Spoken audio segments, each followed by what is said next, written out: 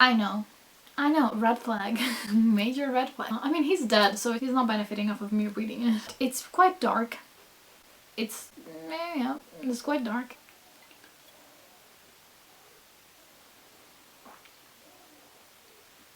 Hi, I'm Sylvia, and I'm an INFP. I'm a Sun Pisces, Moon Virgo, Rising Sagittarius, whatever that means. I don't actually believe in astrology. Controversial opinion, but yeah, I don't know if I believe in astrology. But in case you do, and in case that says something to you, there you go. That's my birth chart. Anyway, we're here to talk about books. I want to talk about the 30 books I read in January and February of this year.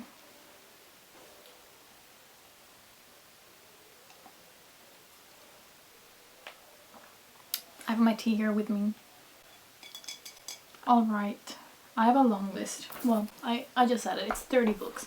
So I'm gonna try to be really quick with all of them. I don't think I'm gonna give synopses for the books, or maybe like very short synopses, but you might have to search some of them if you're interested, because I kind of forgot some of them, not gonna lie. It's been a while. Well, 2 months. 1 and 2 months. Anyway, let's get started. The first things I read were 6 manga volumes, and those were Yone of the Dawn volumes 29 to 34. I need more. So basically, Yone of the Dawn is it's an ongoing manga series. It's an absolute like favorite of mine, 5 stars. I love it so much. It's incredible. There's also an anime. I've talked about Yone of the Dawn in my previous video, so honestly, I'm not gonna get into it right now, but I adore it. It's so good. I think everybody should pick it up. I think everybody should pick it up. Especially if you're into mangas, or if you want to get into manga. It's a historical fantasy romance, so yes. And it's great. It's like so good. The plot is more incredible than I ever thought it would be. Like, I genuinely didn't think I was coming in for the plot. Like, I was going in for the romance, but I ended up staying for the plot and the romance. It's got a slow burn romance between the bodyguard and the princess. There's found family. The group of friends is just incredible. Honestly, like, there's so many good characters. The plot is incredible. I already said it, but I'm saying it again. Go read it. Pick it up if you want to. If not, that's okay.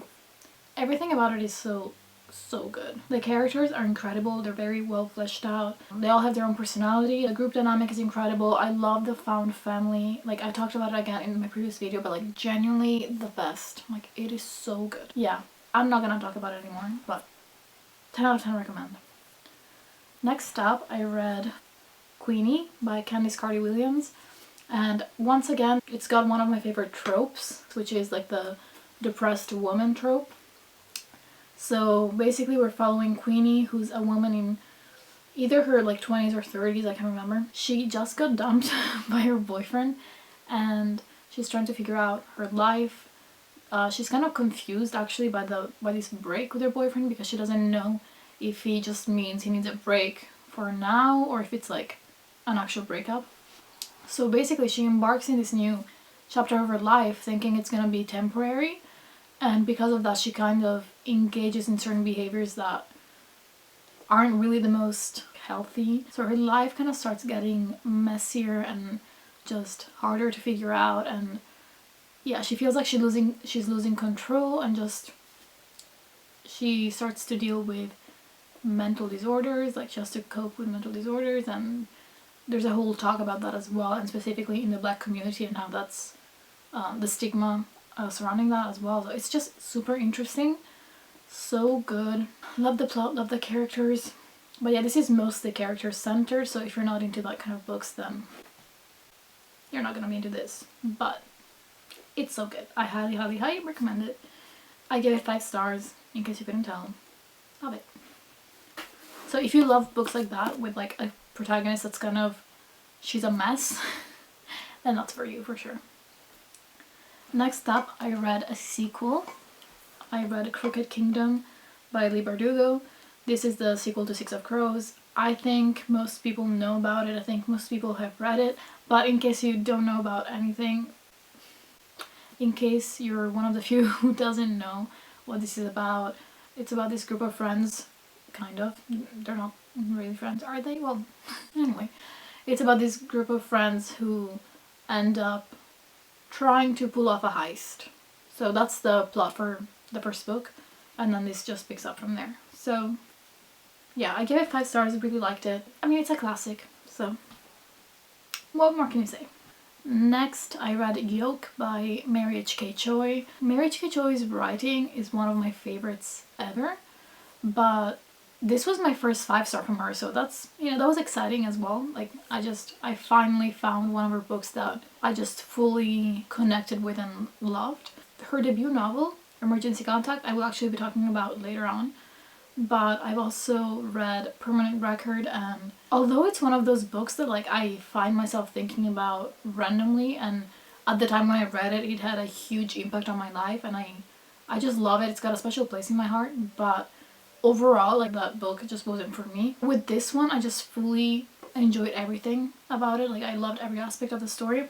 We're following this protagonist who she has her own issues to deal with, specifically an eating disorder, and also, you know, like, her, again, she's a bit of a mess, kind of like Queenie, maybe not on that level, but, you know, she's trying to figure out her life, she's trying to figure out what to do in life, and specifically she has this, I guess, dysfunctional family. She doesn't have the best relationship with her family members, and especially with her sister, like, they're not really in each other's lives anymore, until her sister shows up to tell her that she has cancer.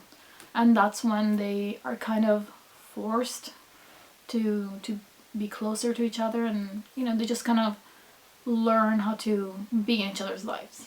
Anyway, it's really good. The characters, I will say, there's at least one character in all of her books that is kind of toxic and just a bit unlikable, I guess. And in this one, I think most of the characters are like that.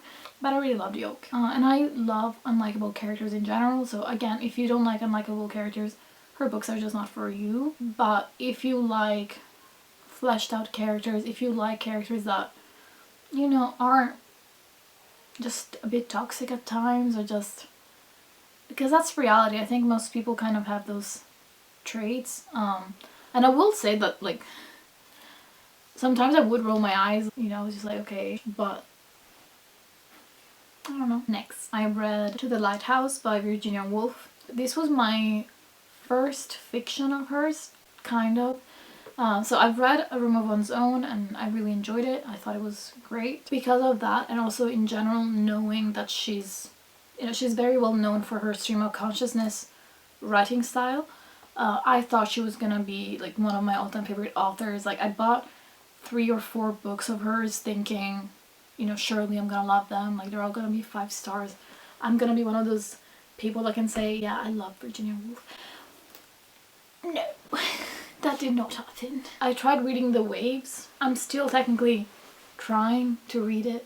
I've been trying to read it since February of 2021. So it's been more than a year.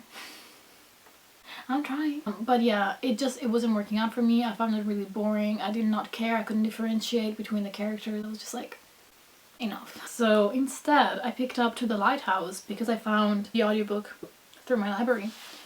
And no. Once again, it's just not for me. Like, I genuinely like her writing style, which I think it was kind of a theme in January. I feel like I loved a lot of the authors' writing styles, but that wasn't enough for me in a lot of cases, and there will be more books that I'll talk about that fall under that category, if you will. I can't really tell you a plot because there is no plot, but we're following this family and family friends, and we're just in their minds, basically. I thought I was gonna love it because of the stream of consciousness. I love stream of consciousness. However, I felt like I genuinely didn't care about any of the characters and what they were reflecting on, so because of that, it just didn't do much for me. And I think part of it is that it does feel like it's a bit, you know, it's a product of its time. Like, the characters, what they were talking about, it's not really as applicable today as it was back then in terms of society and societal norms and standards and all that. So I just felt like I didn't really care and I wasn't really getting much out of it, and I don't remember anything from it. So yeah, I gave it 2 stars. Not great. But to be fair, I could also just be too dumb for it. You know? Next up, I read Black Swans by Babbitt. Again, I talked about this in my previous video, so I'm not gonna go too much into detail, but this is about Eve Babbitt's life, although she's fictionalized. Like, the main protagonist is, yeah, fictionalized, but it's her.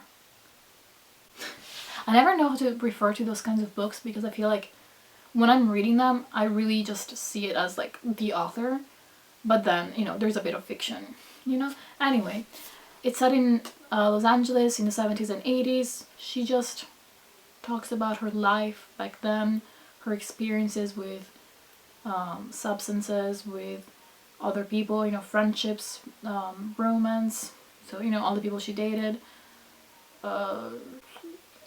That's it. But it's great. I've read this in one sitting, loved it, could not put it down. I highly recommend it. Then I read The Baby's Mine by Yinkan Braithwaite, and again, this was a bit of a flop. I gave it 2 stars once again. Okay, The Baby's Mine is actually set during COVID times, and it's about this guy who gets kicked out from his girlfriend's place because he cheated on her. So he doesn't really know where else to go, and he ends up going to this cabin, I think, that belongs to his family. He finds his aunt and another woman living there, and there's also a baby. And both of these women say that it's their baby. So he's just kind of pulled in the middle of it, and yeah, a lot of drama unfolds. It's a really fast read because it is a novella, so, you know, it's not like you have to really put in a lot of effort to read it or anything like that. You know, unlike Virginia Woolf, that requires a lot more brain power. I do love the writing style. Like, I loved My Sister the Serial Killer, which is her debut novel, and I highly recommend that. But unfortunately, this was just not it for me. If you're interested in this and you're thinking the mystery element is gonna be good, it wasn't. To be honest, I feel like you could tell what was gonna happen from the beginning. And then even in terms of the commentary, because there is a lot of commentary on society and womanhood and like the standards when it comes to women, specifically in Nigerian culture, because the author is Nigerian. I do think that's valuable, but it wasn't enough for me to really enjoy the book, especially because from my own perspective, it felt very basic, to be honest. I mean, they might still be relevant to our society, but I just mean, I don't know. You know, like, it wasn't enough for me to really enjoy that book. So, yeah, 2 stars. And then I read The Canterville Ghost by Oscar Wilde. Again, this is another novella. I listened to it on audiobook. I gave it 3 stars. It was okay. Like, it was just meh. Like, very forgettable. Although I will say, like, this is what I mean when I say January was the month of loving the writing style, but not the books as much. Because once again, I love Oscar Wilde's writing. The Picture of Dorian Gray is one of my all-time favorite books. I love it so much. But with this one, like, the story itself was forgettable. It was too short. Again, I don't feel this way often, but I think this could have actually benefited from being a bit longer, maybe. Just fleshing out the characters a bit more, giving us more backstory. I don't know. The Canterville Ghost, in case you don't know, it's about this family that moves into this old haunted mansion, and basically we're actually reading from the perspective of the ghost. He doesn't want anybody to live in that house because it used to belong to him, but this family moves in and they don't really care about him. So in the past, whenever he would pull pranks or whatever, the people living in the house would get scared and run away. But this time the family doesn't care, and specifically the children also just, not only do they not care, but they also make fun of the ghost and they pull pranks on the ghost. So yeah, it was cute. I feel like I always say that whenever I don't know how to talk about something. I'm like, it was cute. It was entertaining. It was good. If you want to listen to something really fast, like, or read it really fast, like, it's a good time, I suppose, but again, you're not really gonna remember it much. Like, it's not something that you're gonna... It's no Dorian Gray, you know? It's not the picture of Dorian Gray.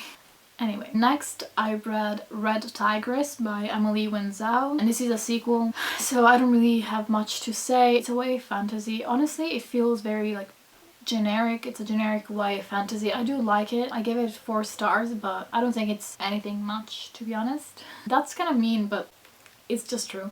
I feel like at this point there's so many YA fantasy novels out there that unless it's something really original, it's kind of hard to really want to even pick it up, to be honest. So I'm gonna read the 3rd and final book just because I've already read the first 2, but if you've never read any fantasy novels, you might want to pick it up, but if you have, then I don't really see the point. This is the Bloodhair trilogy, by the way.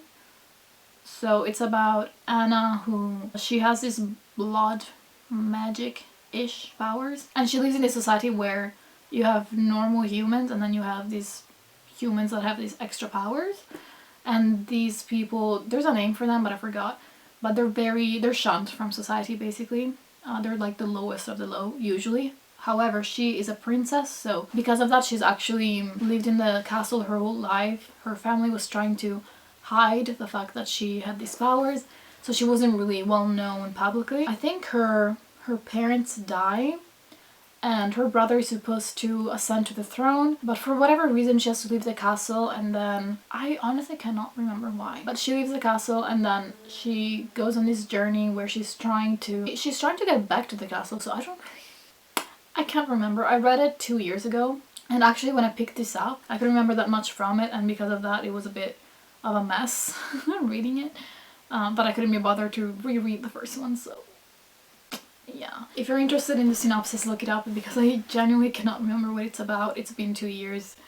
Sorry. Next, I read Crush by Richard Seiken. Seiken? No, Seiken. I think it's Seiken. Anyway, Crush by Richard Seiken. This is a poetry book. It's so great. Truly incredible prose. I love the poems so much. Like, literally every single poem in here is just incredible. So good. I don't know if you can see it. Can you see it? No? I don't know if you can see it, but there's a lot of tabs here. I just really loved it. It's definitely emotional. I read this like late at night, and I was just really like in the mood, in the zone for that. I was feeling emo, and it was just great. Like, if you want to feel emo, read this. It's just incredible. I love poetry, and like this is truly chef's kiss. On the back it says, "It's a powerful new collection of poems driven by panic and obsession." If that sounds great to you, you're gonna love it. Like, truly, you're gonna love it. I've heard several people talk about this, and everyone gave it 5 stars and absolutely adored it. And I think anybody would. Like, if you're into poetry, if you're into like sad poetry, then yeah, for sure you're gonna love this. Next, I read The Kiss Quotient by Helen Huang. After that emo time, I needed something to lift me up. So the book follows, I forgot her name, but the protagonist, she is super into her work, and also she's diagnosed with autism. And partly because of that, and partly because she's so obsessed, like she's really into her work, she loves her work, and because of that she thinks that she's not good at romance, or like she's never gonna be good at romance and, be able to find a relationship, find a person, a man to be in a relationship with, and all of that. Because of that, she decides to hire an escort to teach her about relationships and about romance and sex, and a romance unfolds between the two. That's it. It's really fun. I gave it 4 stars. I liked it. I think a lot of people are gonna like it. I know it's a well-loved book. I know it's a favorite for many. Personally, I don't know, there were just certain aspects of it that was like, okay. But it's really good though. Then I read Dear My Living Dead by Ida Iro. They are the creators of, what's it called? Why did I forget all of a sudden? They are the creators of Toilet Bound Hanako-kun, which is a manga series as well as an anime, which I highly recommend, by the way. I haven't read the manga though. I want to. I will. But I highly recommend the anime. Before they came out with Toilet Bound Hanako-kun, they actually wrote Dear My Living Dead, which is a one-shot manga. It's a short story set in the future, in a dystopian society where you have this kind of like zombie plague going on, and you have these people, some children are born with powers, basically, that can, it means that they're stronger and they can kill these zombies, whatever. And basically we're following these two children. I mean, I think they're 14, 15, and one of them, he was born with these powers, like he is gonna have these powers like his whole life, and then the other, she has these powers, but they're finite, so basically after a certain amount of time she's not gonna have them anymore. And once that happens, I'm not gonna say it. Basically they fight these zombies and they fight these monsters as well. People turn into zombies because of these monsters that like infect humans. I don't know, I can't remember exactly, but it's quite dark.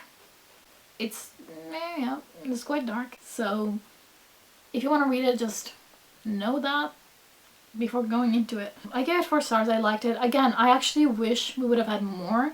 I wanted more of a backstory. I wanted more in terms of fleshing out the characters. But it was fun though. Like, it was a fun read. I think a lot of people wouldn't be satisfied with it though. Just saying. But it is dystopian sci-fi-ish, I guess. And then I read The Guest List by Lucy Foley.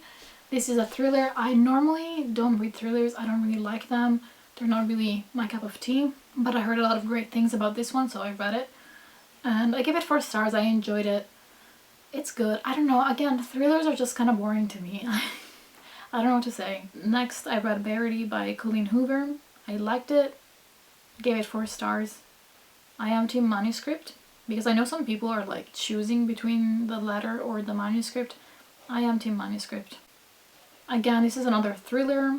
There's also a bit of romance in it. This was my first Colleen Hoover, and I was really, like, I really didn't know what to expect going into it, but I heard a lot of great things about this one in particular, so, you know, I thought I was gonna enjoy it, and I did, and I really like it, and I do recommend it. I enjoyed it. And we get to the books I read in February. So in total, in January, I read 19 books. And then in February I read 11 books. So I started off the month reading a classic. I read A Tale of Two Cities by Charles Dickens. I know, red flag. Major red flag. I just wanted to read it because it is a classic, and I've heard so many people talk about it and I never knew what it was about, really. I've also seen it mentioned in other books, so, you know, I just felt like I needed to know what it was about, and I'm glad I did. I actually enjoyed it. I'm sorry, but I did. I mean, he's dead, so he's not benefiting off of me reading it.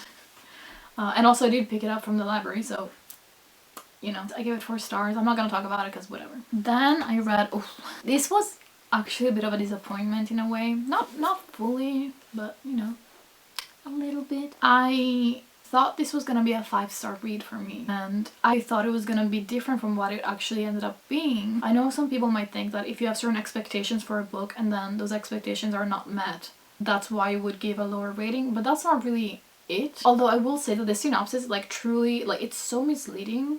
I thought I was gonna read something completely different. But I'm talking about Sleepwalking by Meg Wallinser. I picked this up because Paperback Dreams recommended it, and I'm glad I did. I'm glad I did. I really am. Again, this is actually another one of those books that features a depressed main character. What this book is about is grief. It's about this girl trying to accept that her brother has passed away, and really that's what the book is about. Like, that's all you need to know about the book. That's what it's about, like, nothing else. But the synopsis of the book doesn't even mention the brother at all. And I don't know if that's supposed to be because, like, they didn't want to spoil it, but I don't think it's a spoiler to say that. And I think more people would pick this up and enjoy it if they knew what this was about going into it, rather than finding it out. Because from the way this is described, you're kind of led to believe, at least I was led to believe, that it was going to be kind of like The Craft, but then, like, with a thriller element or something. It's not. And maybe it's me, like, maybe I just expected, you know, something, you know, maybe I read between the lines and kind of, you know, assumed things that weren't there, but it's about grief. That's it. I gave it 4 stars though, so, you know, I still enjoyed it. But it was just disappointing because I thought it was gonna be different, and I thought it was gonna be a 5-star, and it wasn't. But again, like, I love the book itself. Again, it's more like a character study. It's mostly focused on the main character and then, you know, some of the other characters rather than a plot, so I like those kinds of books. So in theory, even though it was different from what I was expecting, it should have still been a 5-star in a way. Because like on paper, it ticks all the boxes, but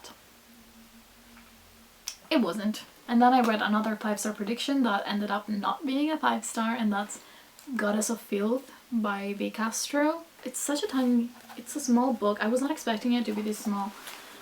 But I still really enjoyed it. I actually gave it 4.5 stars, so, you know, it was almost a 5-star. I think the 0.5, not gonna lie, it's more about the potential I see in this book and like me wanting to love it more. And also because of the originality of the twist, because this is about it's a possession story. The synopsis is kind of misleading in a way because I thought it was gonna be about this group of friends and one of them gets possessed by this demon. It's not really a demon. Anyway, I don't want to spoil it, so, you know, they think she's possessed by a demon, but basically there's a whole twist when it comes to that. But yeah, the book itself, like, it's really short, and again, I feel like this is another recurring theme. I wish it had been longer. I genuinely think I would have loved it a lot more if it had been longer, if we had seen more of the group of friends, their dynamic, because here you really just see two perspectives and from two of the girls of the friend group, and that's it. So the other friends, they're kind of mentioned, but they're not really a huge part. They're not really involved that much. So that's disappointing. Overall, I still really enjoyed it. I liked the twist. I loved the discussions, although at times it felt a bit too much on the nose. Like, I wish sometimes she would have just left things unsaid and just kind of made it more, you know, something to reflect on rather than just telling you. But yeah, I still really enjoyed it and I highly recommend it. Okay, next I read The Nickel Boys by Carlson Whitehead. I gave it 3 stars. It was okay. It was okay. I appreciate what it was trying to do. I appreciate what it stands for. I liked the twist, I guess, although I kind of saw it coming. Not that that's necessarily a bad thing, but yeah.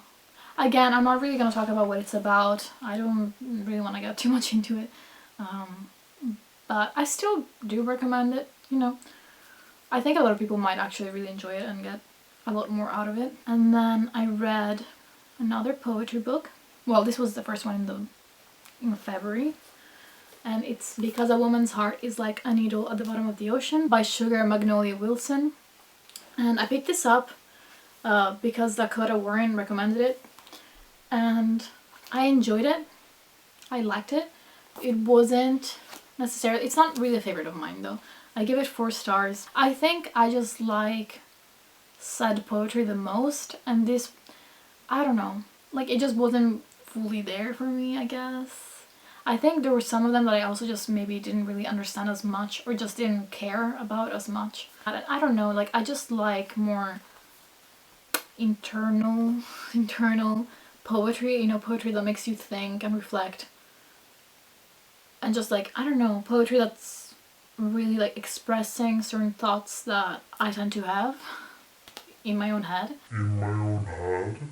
Or like certain feelings that I'm not capable of putting into words. That's the kind of poetry I like. And I felt like, although there were some poems like that, I don't know, there were just a lot of poems in here that didn't really do much for me personally.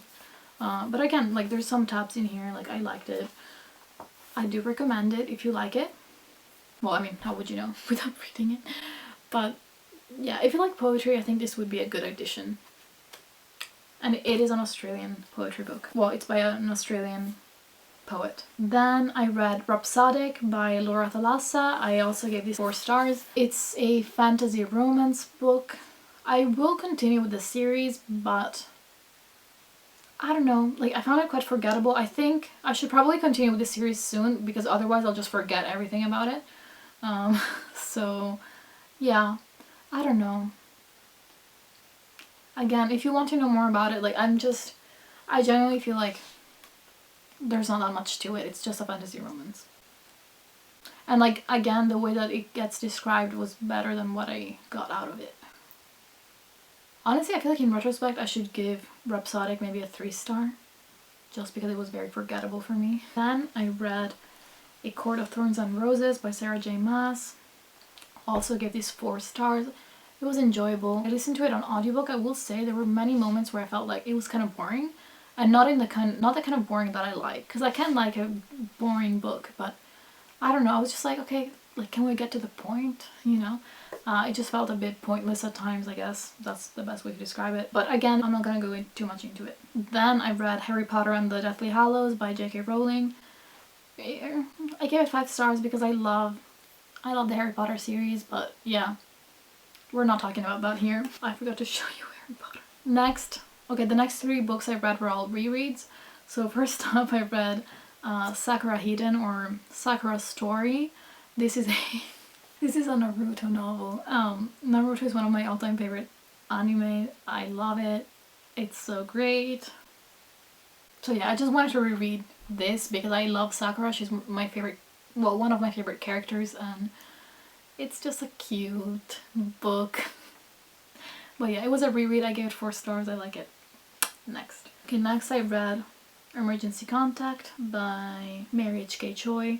I mentioned her earlier with Yolk, but yes, this was her debut novel. This, again, like I said, it's a reread. 4 stars. I liked it, but there were definitely too many moments where I was like, ooh, like maybe you shouldn't have said that. Specifically with Penny, who's the protagonist. I don't know, I like it, but yeah, there's a lot of like girl hate and stuff like that, and it just makes me uncomfortable. Like, I understand having characters that are kind of toxic and, you know, just unlikable, but there's a certain limit for me to enjoy it, and then like after that I'm like, I don't know.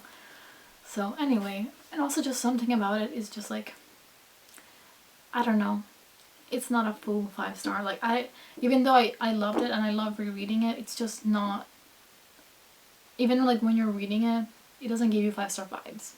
And I heard a lot of people kind of giving it 4 stars because it's like, it's good, but it's, you know, it could have been more. But this was her debut novel, so there's also that. And then, last but not least, I reread Wicked Fox by Castro. This is a 5-star reread. I love it so much. I should probably continue as well. Like, I've read the sequel as well in the past, but I want to reread it as well just because it's fun, you know? And again, I talked about this in my previous video, so if you want to know more about it, go there. I actually also want to mention another book that I read throughout both January and February, and I still have to continue it, but it's A Manual for Cleaning Women by Lucia Berlin. First off, look how sad that is. I had this in my bag and I think it broke when it was in there, so it looks crazy. It kind of reminds me of a mad scientist for whatever reason. Like, anyway, I've been trying to finish this, but honestly, it's been a bit of a struggle. Like, I think I started this in December and I'm still here reading it. It's a collection of short stories by Lucia Berlin, like I said. This is another one of those books, kind of like Eve Babbitt's books, where it's fiction, but it's very much like her life. So there's certain elements that are fictionalized, but most of the stories are really just about her life and her experiences. So yeah, I can't really recommend this just because I find it quite boring and forgettable. So even though there were moments that I liked and like certain quotes that I liked and stuff like that, I just feel like it's quite forgettable. So I don't know. Hopefully I'll be able to continue with it. But yeah, that's it. Those are the 30 books I read in January and February. Let me know if you read any of these books, if you agree with me, if you don't agree with me, if you want to pick some of these up. Peace.